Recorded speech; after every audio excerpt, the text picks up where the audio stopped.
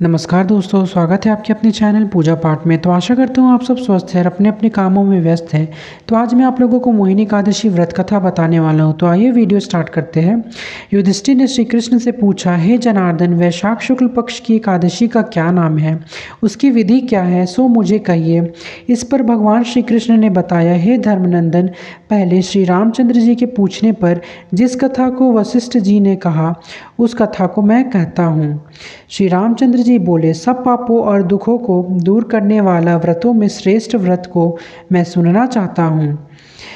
वशिष्ठ जी बोले, हे राम, तुमने अच्छा प्रश्न किया है। तुम्हारी बुद्धि श्रद्धा युक्त है। तुम्हारे नाम लेने से ही मनुष्य पवित्र हो जाता है। तो भी संसार के हित के लिए पवित्र करने वाले व्रतों में उत्तम व पवित्र व्रत को मैं तुम्हें कहूँगा। हे राम, वैशाख शुक्ल पक्ष में जो एकादशी आती है उसका नाम मोहिनी है। वह सब पापों को हरने वाला है। मैं सत्य कहता हूँ कि इसको करने से प्राणी मोह जाल व पातकों के समूह से छूट जाता है। हे राम, यह पापों को दूर करने वाली, दुखों को नष्ट करने वाली, हे राम, इस पुण्य को देने वाला शुभ कथा को एकाग्रचित से सुनो, जिसके श्रवण मात्र से सब बड़े पाप नष्ट हो जाते हैं। घुतियान नाम का एक राजा राज्य करता था। वह धैर्यवान सत्यवादी राजा चंद्रवंश में पैदा हुआ था।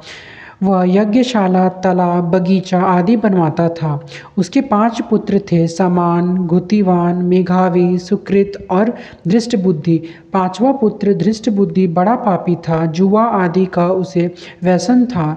देवता, अतिथि, वृद्ध, पितृ और ब्राह्मणों आदि का पूजन नहीं किया करता था। वह अन्याय और दुष्ट था। पिता के धन को नष्ट करता था।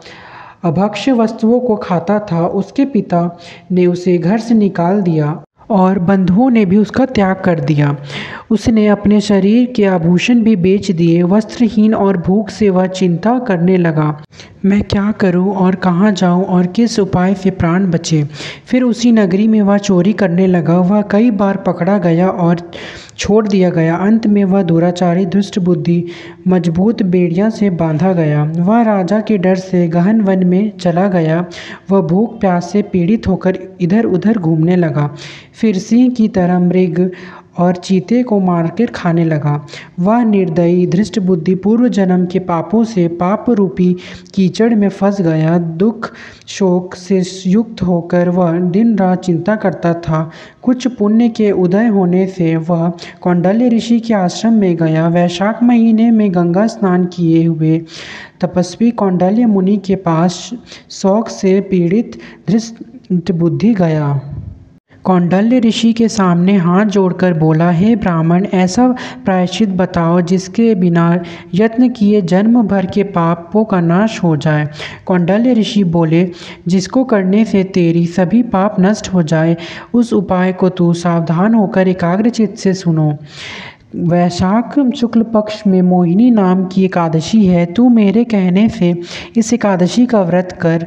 यह मनुष्य के समरूप के समान पापों को नष्ट कर देता है। इस मोहिनी का उपवास करने से अनेक जन्मों के पाप दूर हो जाते हैं।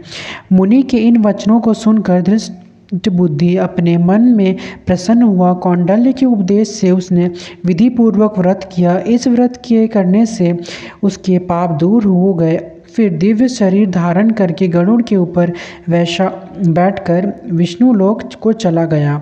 तो आशा करता हूँ आपको वीडियो पसंद आया होगा। वीडियो पसंद आया होगा तो लाइक शेयर कमेंट ज़रूर कीजिएगा। धन्यवाद।